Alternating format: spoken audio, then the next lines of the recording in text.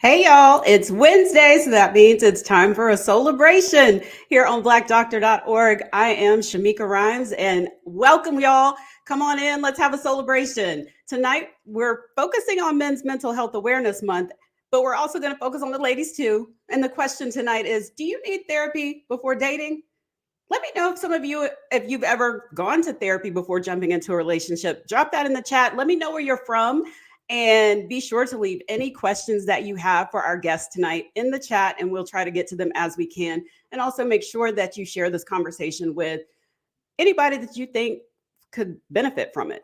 So, again, tonight's title is Do You Really Need Therapy Before Dating? Have you ever been dating and dragging a ton of baggage along for the ride? I know some of us have done this before. Don't act like I'm the only one. Or have you dated somebody that was deeply hurt in a previous relationship and it feels like they're taking it out on you? Whew, y'all. Well, we're going to talk about it tonight. Let me introduce my guest tonight. I have Paul Bashe Williams. I always tear his name up. Paul Bashe Williams. He's a licensed clinical social worker, psychotherapist, keynote relationship advisor, entrepreneur. He's got a list of accolades, and he's the author of the books, The Father's Journal and Dear Future Wife, A Man's Guide and a Woman's Reference to Healthy Relationship. And his counseling services can be found at www.heartsandmindcounseling.com. Welcome, Paul. Thank you. I'm glad to be here. I'm looking forward to this conversation. You know, I get excited to talk about relationships. So let's get to it. All right, let's bring on our other panelists. Reagan Adams, she's originally from Knoxville, Tennessee, and she's now based in Houston, Texas. She's an event planner and self-care advocate. She founded All Things Reagan, which is an umbrella for her various initiatives. And among those are Build a Man Workshop. It's a vision board project designed to help women attract their ideal partners through personal growth. I need that in my life. And Dating is Dead, Who Killed It, a panel discussion which explores relationship dynamics with the help of relationship coaches and therapists. And also joining us today on this panel is Will Dawson. Will is a writer and editor, and he now calls North Carolina home. He hails from Harlem. And Will has an amazing writing resume. But some of those highlights, the Recording Academy, Amazon, Lexus, Blavity. But I also love that his bio says he enjoys spending time watching Tubi movies. Welcome, y'all. So we're going to kick this off. We're going to kick this off with you, Paul. You ready? I'm sure I'm ready. I'm ready. All right. And for the audience, don't forget, drop your questions in the chat. All right, Paul, what are the key benefits of seeking therapy before starting to date again? And what if you're just getting out of a marriage, situationship, or relationship? Do you even suggest therapy? Absolutely. I think a lot of the benefits, whether you're dating or not dating, is to really get to know yourself, right? You've been through some things, right? So how does that show up on a day-to-day basis? How do you really understand yourself? How you show up as a partner, not necessarily always how somebody else shows up for you.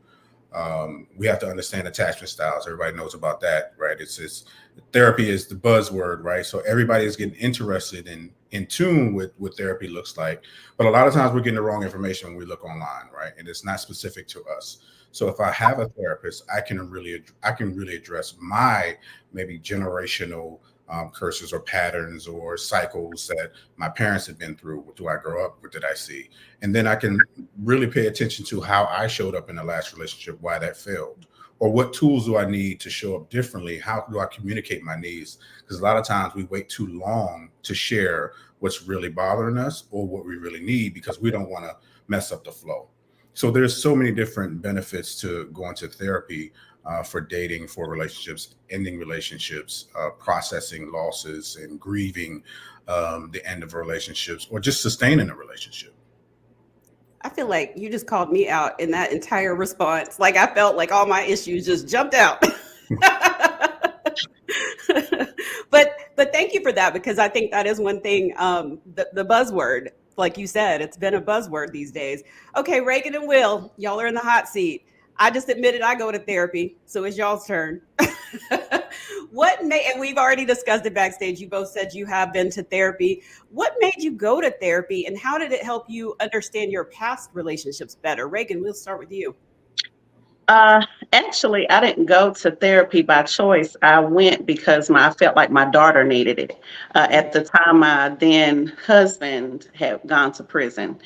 And I was like, she's getting ready to be a fatherless child, and he's got 8 years. They were very, very close. So I'm like, okay, well, if she's going, I need to go because I need to know how to deal with her. And they were like, okay, well, let's talk about your stuff. And I was like, whoa. And so there was a lot of things that I found like traumatic things, like Paul said earlier, like the way I saw my parents, how they reared me, how I saw marriage, all of those things. And it was a direct reflection of what I did in my marriage. And I found out I didn't know how to date. I mean, it was just a lot of stuff, which ultimately ended up in divorce. So, like I said, I don't do any of my events without therapists. I don't think you can. Otherwise, you'll just be talking in circles when you're talking about dating and relationships. It's needed. Mm-hmm. What about you, Will? What made you go to therapy and how did it help you understand your past relationships? Oh, we can't hear you. You're on mute. I know I was giving the whole thing, and then I was going. Right. Yeah. We love the animation though. I'm not even gonna say I was one of those black men. I was one of those men who thought they knew what was going on, right? So I knew the issues I had. I had abandonment issues from when I was a kid. So I was like, all right, once that got corrected, and I'll tell you the courage story real quickly. My dad was supposed to come get me when I was 5. He didn't show up. So I was that Will Smith episode or that Fresh Prince episode before he was.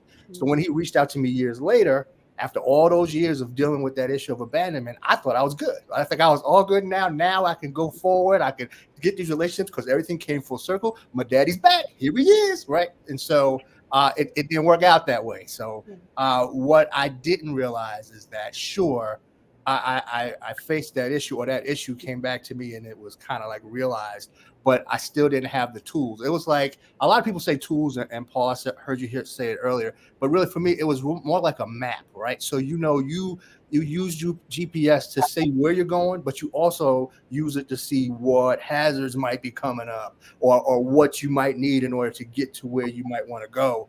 And so I didn't have any maps. So I was going into these relationships thinking, oh yeah, now I'm good. I know where I'm going. And I did not. I needed the step-by-step guidance. And so that's what made me go to therapy after my last relationship, because it was just like Paul said, like Reagan said, we're talking in circles, or I'm going in circles thinking that I'm okay. And I was not. So my last relationship ended about 3 years ago. And I took the next year to just immerse myself in therapy, to get the tools, get the maps, in order to help me just be a better person, and also a better person in relationships. Thank you for both of you for sharing those. I didn't know if you guys were going to get personal, but I appreciate that because that gives people kind of some insight as to everybody has a different situation, you know? So I was going to ask this question later, but I think this would be good to ask now, Paul. How do you find the therapist that's right for you? Yeah, so there's a different platform, right? First, you want to figure out what exactly you want to work on, right? And a lot of different search engines, you can specifically type in the things that you need, right? I want to understand relationships, so maybe even go to therapy for Black girls. You can go to cliniciansofcolor.org. You can go to Psychology Today. There's plenty of platforms that will help you figure that part out. But when you're doing that search, ask yourself, what do you feel like you need? And sometimes we really don't know until we get there. And we don't know if it's the right fit until we start to interact and communicate, and we start to develop a relationship. Because I always tell my clients, I'm as good as you allow me to be. Like, we have to establish rapport and build a relationship to really understand if I'm the right fit. Some people do free consultations to get a better understanding of what's going on. But once you identify something that's happening over and over again, you want to figure out what that thing is, then you can kind of narrow down where it comes from. And you might go in there for that, but it might be a whole bunch of other things that the therapist helps you uncover. Mm-hmm. And I want to normalize this conversation too, because I wasn't able to get married until I went to therapy myself as a therapist. Wow. Yeah. So Thank you for sharing that, because I think we always think therapists have it all together because they don't went to school. They've already uncovered their stuff. that's what we tell ourselves, right? We got the skills, we got the tools, but it's different than applying it to your own life versus helping someone else apply these things that you learned in school, that you learned in practice with other people. We're human. We have flaws, we have challenges, we have different experiences that kind of trigger us or activate us, and we become dysregulated. We go through the same process as everybody else. Even with the tools in our hands and saying, hey, I'm going to use this, it doesn't always work. Right? And sometimes I'm like, I don't want to use that. Right. So it's a process. Okay. Well, then this next question is for all three of y'all then. Since you mentioned that you went to therapy as well, Paul. How did it help you decide what you want going to therapy? How did it help you decide what you want in a partner? And can you share some of those things, what you uncovered? And any of y'all, one of y'all just jump in. Uncovered that I had very low self-esteem and I didn't know who I was. And that started making me, like Will said earlier, stepping back and saying, hey, who am I? Who did God create me to be? What is my purpose? Because the person that I want to have initially needs to be my purpose partner. And they need to know how to support me, and I need to know how to support them. So knowing who I am was basically, I didn't know. And I didn't have any self-worth. So starting with me first. Mm-hmm. I want to circle back. Can I circle back on how to find a therapist? Because Paul was spitting up. He was spitting up there. You got to find the right person.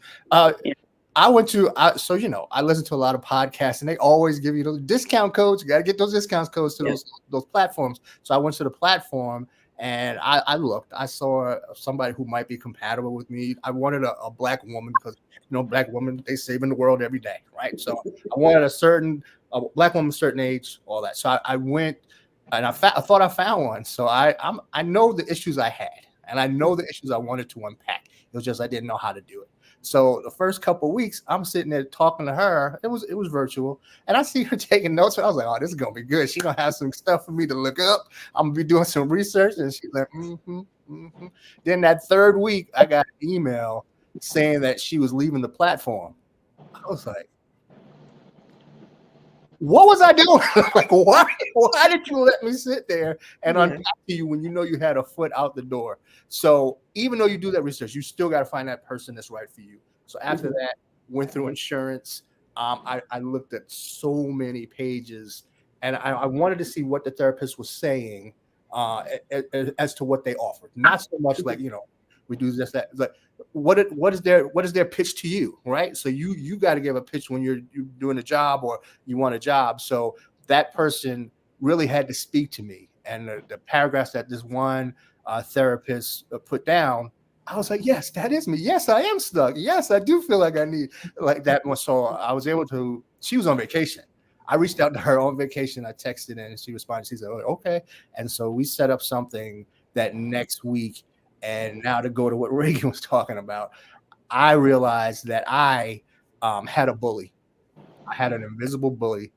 Because of those abandonment issues, I had something in me that like sealed myself off, right? I did not want to get left again.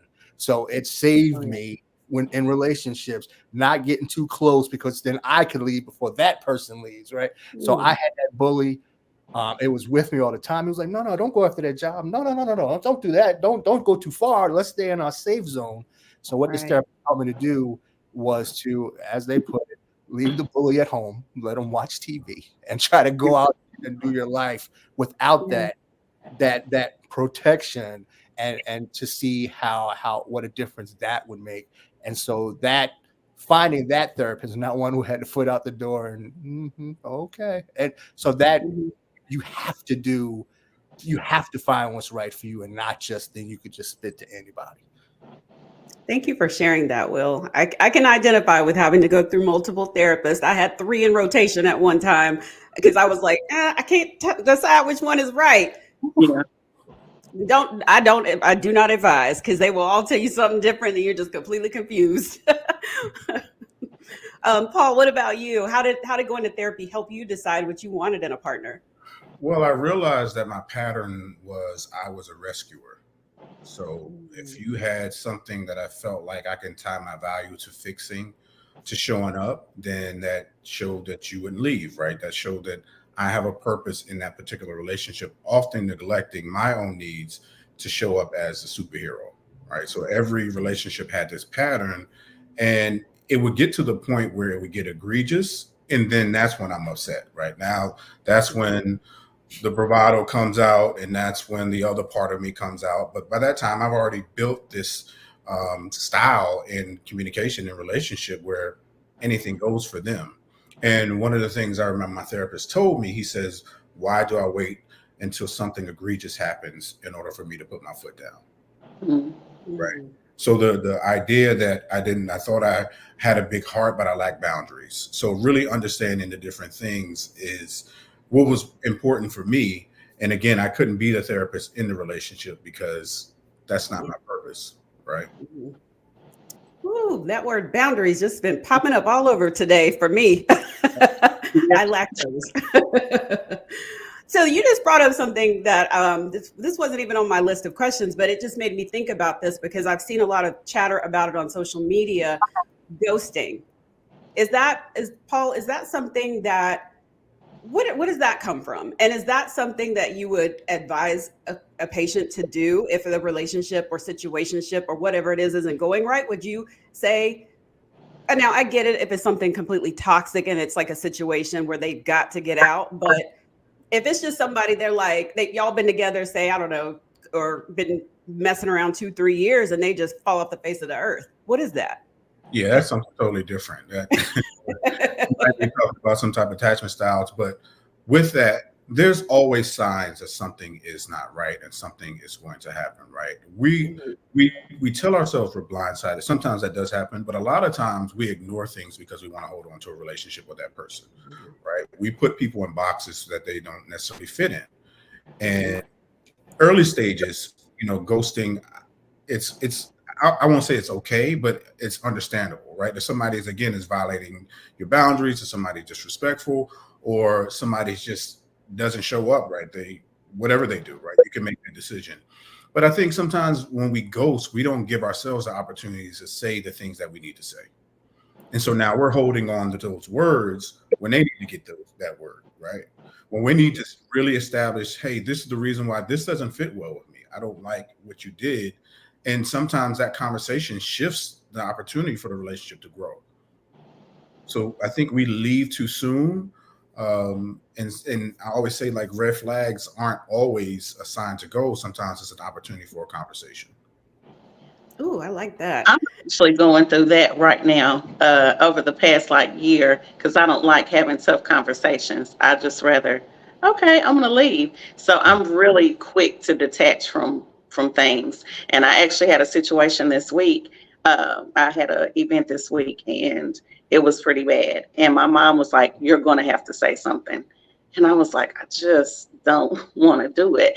But I'm glad I did, just like Paul said, because you don't conflict is not necessarily bad all the time, and it gives you time to or a chance to be able to express yourself and your side, and also clear your name, because of this particular situation somebody was throwing me under the bus and my brand, Mhm. and it was uncalled for, so I had to say something, and I actually felt better because I did, when normally I'll just be like, oh, okay. So I'm working on the not ghosting now.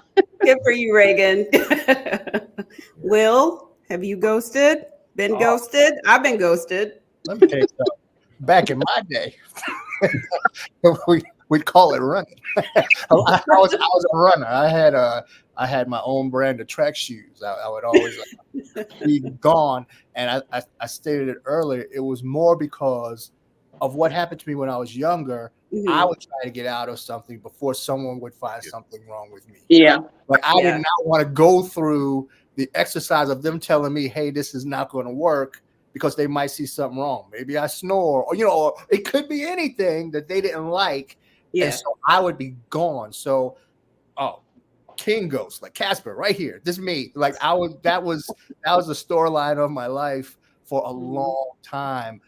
Even that last relationship, I think, we were together for almost 3 years, maybe a little 3 years, and you know, I saw once I started therapy, but I knew too then, like when things would not be going right, I would get out of there because I did not want them to have to have that conversation with me that something went wrong. So there are several times where I said, let me just get out of here. Let me remove myself from the situation, and either things will be better, it'll blow over. They won't realize that, you know, that they want to get rid of me, and then it'll be all go back to good. But in my mind, I thought that was the only option I had to avoid hurt on my end, right? And so I never wanted to have those tough conversations. Something happened recently where I went through a life transition where everything that I thought was going all right just stopped going all right. And so I was seeing someone, and I did not want to have to tell them for fear of embarrassment, right? And it was brand new. So I just decided, let me remove myself and deal with the stuff I'm going through instead of giving them a chance to show up for me like I prided myself on doing for most of my life. So yeah, track shoes, big ghost energy. That was me. You could just call me Ghost Dawson, because that really was who I was. I'm trying hard not to laugh because you're in these names. Paul, can you share how therapy can, well, actually, how can individuals identify when they need therapy after a relationship ends? Do you suggest that like all people need to go to therapy after a relationship, or is it just some of us? How does that work? So I don't know if everyone needs it, right? It's a benefit, right? And I think if there's been some traumatic experience in it, I definitely think you need to process that, right? Because you don't want to hold on to that going into the next relationship. And you also don't want to use that to keep you from investigating or the opportunity to go into another relationship. So if you're having those conversations with yourself, why not bounce that off of someone else, right? You can sit in front of a professional. We get to know ourselves better in that mirrored space. But if there's been a relationship where you guys mutually agreed, hey, this is not working, you both have done your work individually, you tried the relationships, and you've agreed that the relationship just wasn't going to go any further, you might not need therapy for that, right? You might just say, hey, this was a good opportunity, but it didn't work out, and that's okay. Right? And what do you need to process? So I think that the narrative that everyone needs it after a breakup or after a decision, then I don't know if that's always the case. Okay. Well, let me remind the audience, if you guys have questions, drop them in the chat. And make sure you share the video with people. Oh, we do have a question. Kimberly Anderson wants to know, if the person is already having trouble in relationships, how do you prepare them or make them feel comfortable in sharing and being vulnerable and honest in sessions? How do you get them to commit to the process? And I guess that one's for you, Paul. I guess a two-part question. So are you saying as me as a therapist, or are you saying to me as I'm going in as a partner? Because if I'm going in as a partner, I think demonstrating my vulnerability gives my partner the opportunity to see me vulnerable, and maybe opens up a space for them to be vulnerable and open as well. I think that encouragement, because if I'm closed off, then they're going to be closed off, right? And now we have an opportunity to put our relationship on the table. And as a therapist, I'm not attacking either of them, right? We're on the same team attacking the relationship. So, and I tell couples all the time that neither one of them are my client. The relationship is my client. So feel free to tell me what's going on in the relationship. What are you contributing? What is your partner contributing in that relationship that's maybe causing some dysfunction or getting in the way of it being ideal or in a better, healthier style of relationship?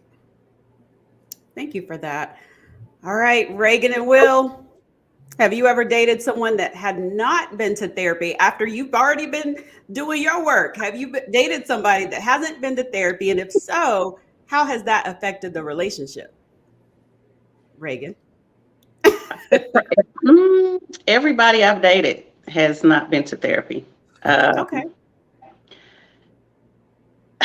It's a learning curve, because that, like we talked about earlier, therapy is like a buzzword right now. So people are just now trying to really get into it. And I know I needed it, but everybody doesn't always realize it at the same time. And I can't condemn him for not going, especially if we're just getting started. Hey, have you been to therapy? Like, I'm not getting ready to drill you with that. So to answer your question, nobody that I have dated has the conversation come up? Absolutely. But I don't drill anybody about it. I know pretty much now, because I have been to therapy. I do know my purpose. I do know what I want. I don't waste a lot of time when I know this is not somebody that I'm going to, be with. So it's not a lot of time that is wasted. Okay. So, yeah. What about you, Will? I have. So when you talk, are you talking relationships or people that you meet that might be potential partners? Like, okay, that too. So since I really like put myself through it, I've dated. I've went out with a few people who have been therapy and who have not. But what's been my thing is, since I did that and got a better understanding of who I was and what tools I needed or what maps I needed, when people start talking, you're like, oh, I saw that, I see that, but you want to stop yourself from, like trying to counsel them, because just because you see it, they have to see it on their own. So you're not a therapist. I'm not Paul. Come on, I'm not. So I can't go out talking about, see what you need to do. No, and you can see it, so that can tell you whether you want to decide to go on with that person or not, or if you want to encourage them to talk to somebody, or just seek somebody to bounce things off of. But you just don't want to be judgmental.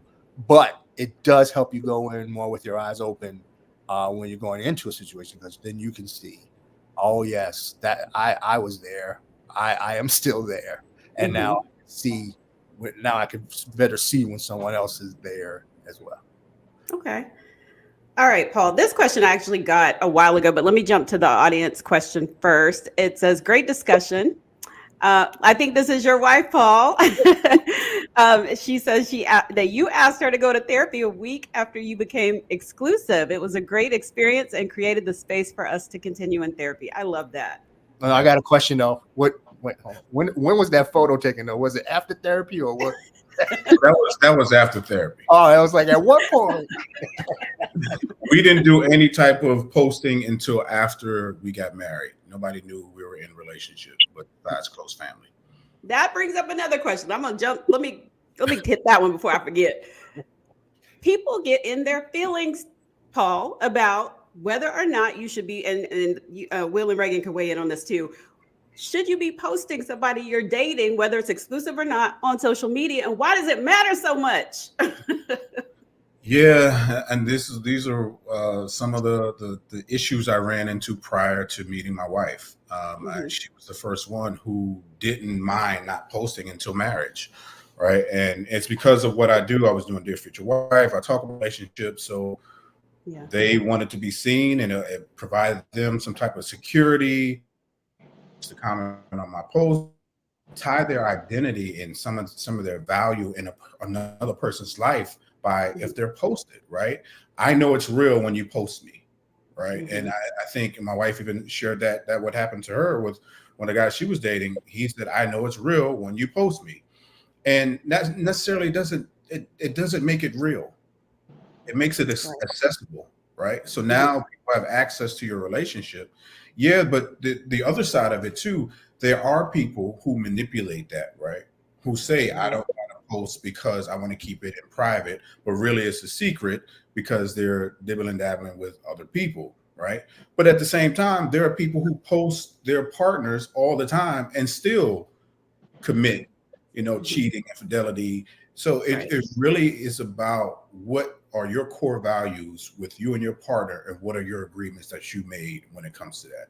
And sometimes we place too much value on that, and sometimes we go against our own value to please the partner, which eventually causes resentment.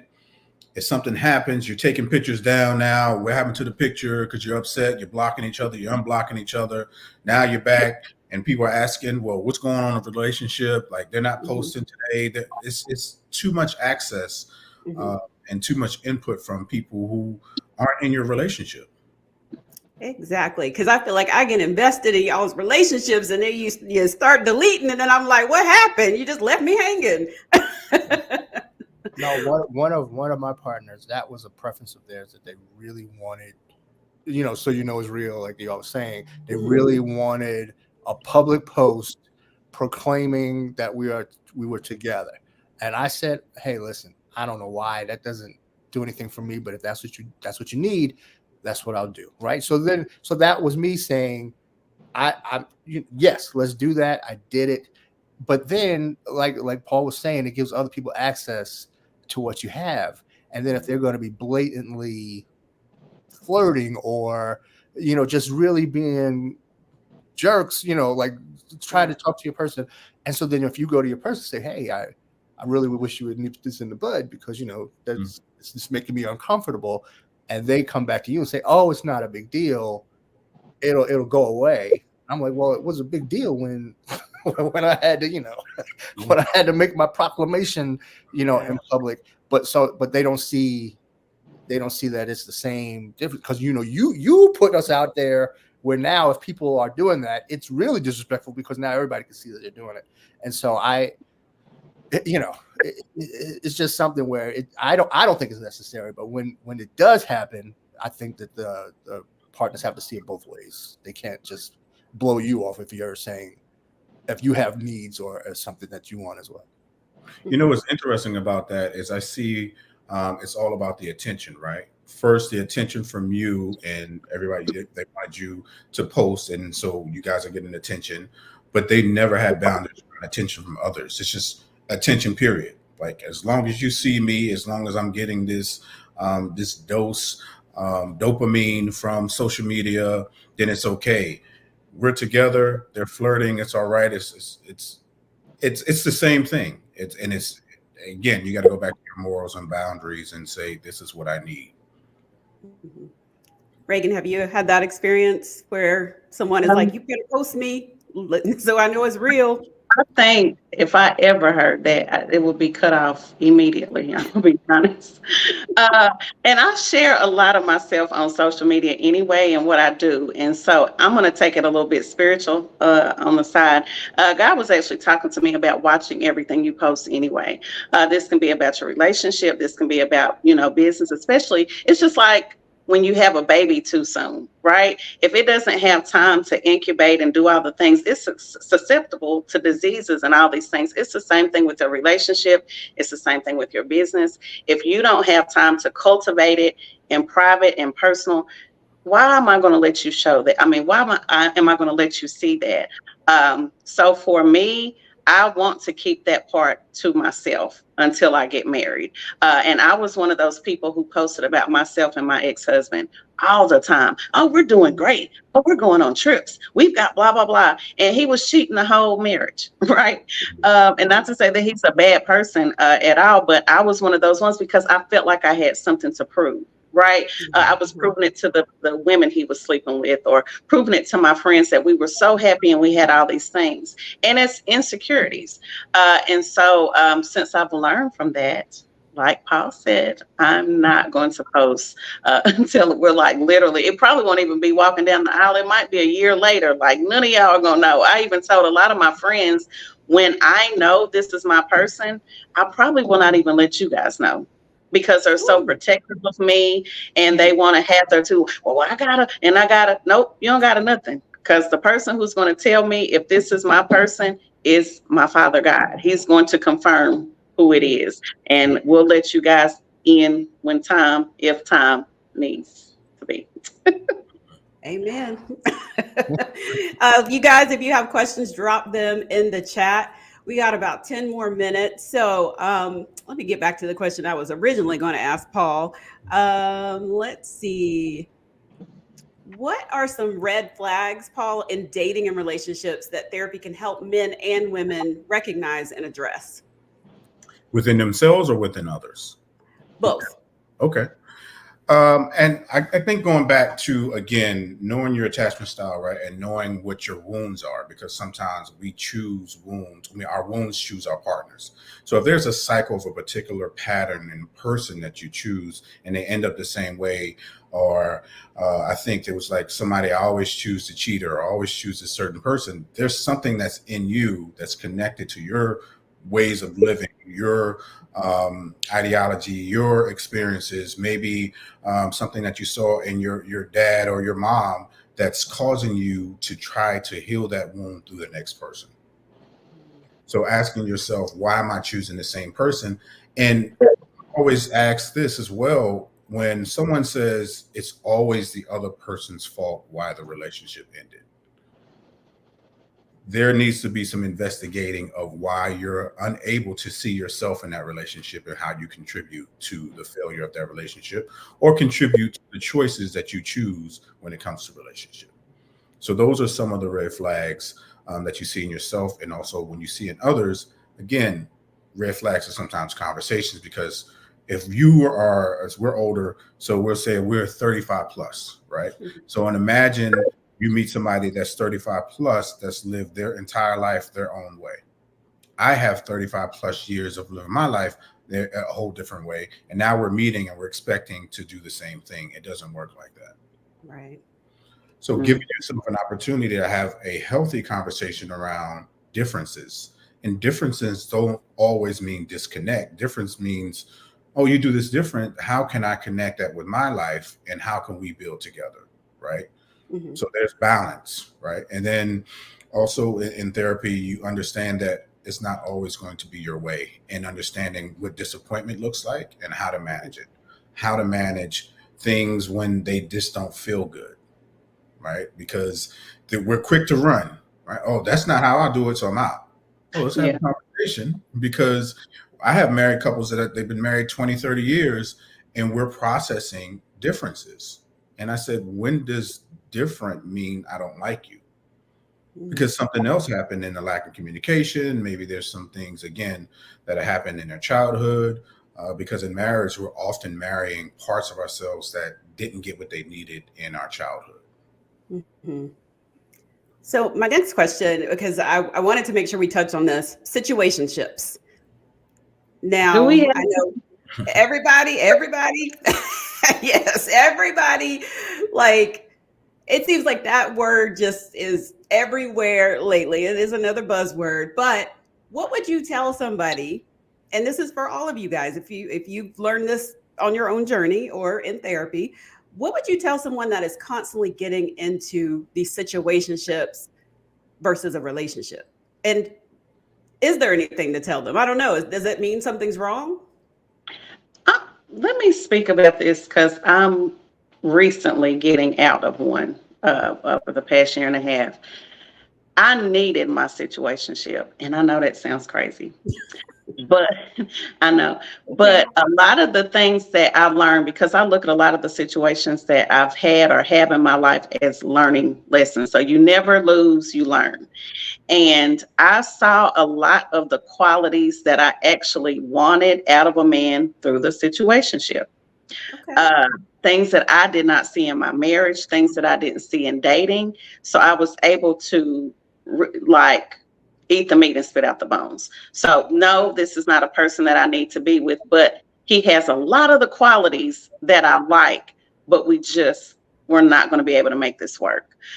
So am I a person who attracts a lot of them? Absolutely not, because no. But this is actually my first one, my first and only, but I learned a lot of stuff from this situation. Do I say you should have them all the time? Absolutely not. It's like get it and learn from it, and don't get in them anymore, especially if you want to be in a relationship. And I know that I'm a wife. Like I've always wanted to be a wife. And so we're wasting time, especially at this age. What are we doing? Like, why are we having situations? Amen. Thank you, Reagan. I'm going to co-sign that. I know I'm a wife. All right. Let's let the men talk. What do y'all think about situationships? They happen. I don't consider myself someone who's been in situationships like that. If you're not committed fully, then maybe that's what those are. I just never labeled them as such. And really, in my case, they were really run relationships because I was always running. So it didn't really get to where I was sitting still for a long time. So I will leave that to the experts and people who have identified themselves as being in those. Okay. All right. Well, that felt like a little shade, but no. It was really it was me. I'm putting it on me as being not someone who was, mature enough to handle those. Okay. All right. Well, Paul, can you explain just for people that may not know what a situationship is? Can you explain it? It's basically a relationship without commitment, right? There are unspoken expectations, and there are expectations that are spoken, but they don't really hold any weight because you guys have decided that we are not going to have any real rules when it comes to this relationship, right? We are able to see other people. Maybe someone says, you can see other people, I just don't want to hear about it. You can see other people, make sure you're using protection, right? I see you on Thursday, whoever sees you on Wednesday, Tuesday, whatever agreements that you guys have. And situationships work until they don't, right? Because a lot of times people say they can handle them until emotions get involved. And then there's something that triggers that. And then all of a sudden you are reevaluating what you thought you agreed to. You might have said verbally, but emotionally, psychologically, you have a different story that you're connected to in that situationship. They can get messy. They can get dangerous. They can turn into other relationships because somebody doesn't use protection and the baby comes out, and there's so many different things that can happen when you have these situationships. So like Will said, some people aren't mature enough to handle that, right? And a lot of us aren't mature enough because, again, we're mature until something strikes that immature nerve and something strikes that wound.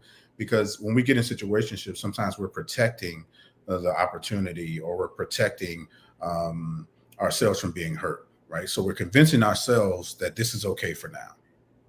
We're convincing ourselves, I don't want a relationship, so I'm going to have this part of me, whether it's sexual, emotional, or just a conversation, somebody I can talk to, but I don't want to get too close, right? Because if I get too close, that means that I'm committed. That means I have to do the real work. That means I have to be seen.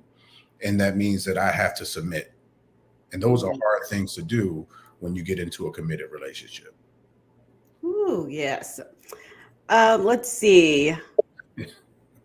What is the view on rosters? Yes, can you have a roster? A starting lineup. That's my sister right there. I'm not messing with her with roster. But I think it's during the dating phase, and you're looking to identify who is going to be the one. Now, if you communicate with that, I think, again, using personal information with my wife, when we first started dating, she asked me a very candid question. Are we dating just each other, or are we dating open? I was like, no, you can date other people because I'm going to be dating other people. Until that no longer worked. But we were clear, like we didn't hide anything. There was no secrets, but we didn't give too much information, but it was just enough until we got to really get to know each other and say, you know what? I want to see what this looks like to be exclusive with you. So if you have rosters, identify how long those people stay on that roster and what are they there for? Are they passing time? Are you really evaluating them? Or are they just holding space? Because sometimes we have a roster that holds us hostage and keeps us from being a husband, keeps us from being a wife. They're taking up time. And when I work with men, I always say, people have too much access to you. And sometimes we abuse access. And that prevents us from getting the things that we really want. Wow. Okay. Well, I have two more questions. We got to wrap this up in a few, but Paul, how does one know when they are healed enough to go ahead and start dating or get into that next relationship or situationship or whatever it is they are wanting to do? Are you ever healed enough? I don't know that you ever are completely healed. You're always healing, right? Well, everybody's healed until they're triggered. right? So everybody's healed when they're single. I did my work, but then you get into a relationship and it wakes up a whole bunch of different other things that were laying dormant that you never had to really deal with, right? And so when you feel like you can self-regulate, I think that's an opportunity to investigate or entertain or get into a relationship. But then the real work starts in the relationship, because those wounds don't really go anywhere. They turn into scars, but sometimes you pick this scab when that partner does something that reminds you of what your last relationship did, right? Or your partner reminds you of your parent, or you look online and you see something and you start comparing your relationship to them. Healing is on a continuum. Like my wife said, we're still in therapy now because, again, we have years of experience, right? And so we are really learning the new parts of us, and your relationships are constantly growing. Thank you for that. I'm like, gosh, I really want a grown-up relationship. So for the last question, this is for all of you.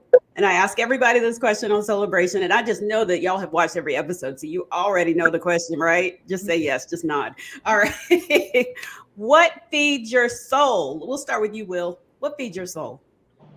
We're just talking in general because yes, in general. In general. Music feeds my soul. Music is you've got a song for every situation. We're going through that music sermon thing now for Black Music Month, and there's a song for every situation. Like, I know I don't need to listen to Alicia Keys ever, but I mean, the songs are out there, right? So you just need to realize what songs work for you, but there's a song for every situation that you might be in. So I feel like that is what, because it's those lyrics, it's those, and even off keys, like she has these lyrics that you could really relate to sometimes. Sure. She's a great songwriter. She just can't sing that well. But what I'm saying is there are songs and lyrics and everything for every situation. So you can use that as something to, as Paul said, balance you out, as try to keep you even. So that feeds my soul. Okay. What about you, Reagan? What feeds your soul? I am really heavy into helping people find their person.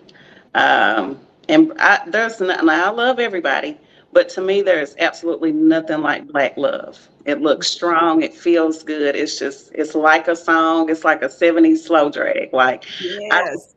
It feels good. And so I know back in 2020, God told me he's putting people in right relationships. And the enemy wants to bring that apart. And, you see so many things online that just says there's pee in the dating pool. But what did we do when we were swimming and there was pee in the pool? We kept having fun, right? Mm-hmm. And so we just want to continue to bypass the pee, date and find our person, have open communication, learn how to love. And I'm just interested in that. And that's the reason I moved to Houston, and I'm ready. That love, Black love feeds my soul. Reagan, if you do not make bypass the P t-shirts, we're going to have a problem.